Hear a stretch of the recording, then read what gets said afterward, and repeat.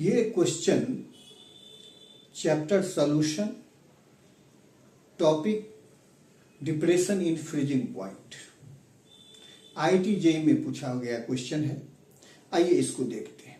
Question है कि when 20 gram of naphthoic acid is dissolved in 50 gram of benzene, the freezing point depression of 2 Kelvin is observed. The Van't of factor I. ये question कह रहा है कि नेप्थोइक acid है जिसका ये फॉर्मूला होता है। अब ऊपर में आपका ये एसिड ग्रुप, ये नेप्थलीन का, ऊपर में कार्बोक्सिलिक एसिड ग्रुप, इसका मॉलिक्यूलर वेट आता है 172। तो क्वेश्चन में दिया गया है कि 20 ग्राम नेप्थोइक एसिड को 50 ग्राम बेंजीन में डाल दिया गया और बेंजीन का केएफ मोलर डिप्रेशन कांस्टेंट 1.72 दिया हुआ है और कहता है कि फ्रीजिंग पॉइंट डिप्रेशन जो हुआ, डिप्रेशन इन फ्रीजिंग पॉइंट, वो 2 केल्विन है। तो भांट ऑफ फैक्टर बताइए। क्या बताइए? भांट ऑफ फैक्टर। तो सबसे पहले यहां एक चीज समझिए कि ये जो नोमेडिकल है इसमें बेंजीन जो हो गया आपका क्या हो गया? तो बेंजीन हो गया नॉन पोलर और नेप्थोइक एसिड एसिड ग्रुप है, ये हो गया पोलर। तो यहां पर नेप्थोइक एसिड आयोनाइज करने के बजाय ये क्या हो जाएगा? पॉलीमेराइज करेगा। 2 मिलके एक होगा, डाइमेराइज करेगा। क्या करेगा? डाइमेराइज करेगा। तो आप तो एक चीज जानते हैं कि जब भी पॉलीमेराइजेशन का केस होता है तो भांट ऑफ फैक्टर 1 से कम होता है और जब भी आयोनाइजेशन का केस होता है तो भांट ऑफ फैक्टर 1 से ज्यादा होता है। तो क्योंकि बेंजीन में नेप्थोइक एसिड को डाला गया और ये पॉलीमेराइज करेगा तो 1 से भांट ऑफ फैक्टर कम ही होगा और इसके हिसाब से आप देखिए तो 0.5, 1, 2 और 3, तो कौन सा आंसर हो जाएगा? ए।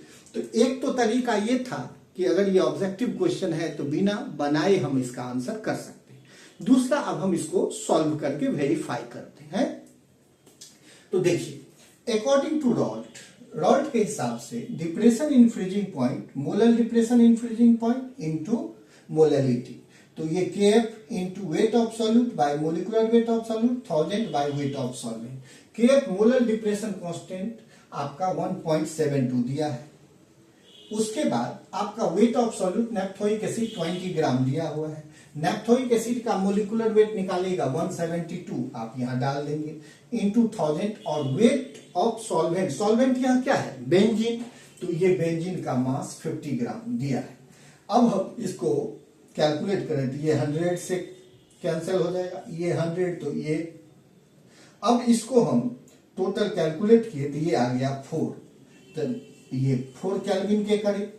तो ये depression in freezing point normal जो आया वो कितना? 4 केल्विन। हमको तो भांट ऑफ फैक्टर निकालना है। तो भांट ऑफ फैक्टर क्या होगा? आए abnormal depression in freezing point by normal depression in freezing point, abnormal depression in freezing point by normal.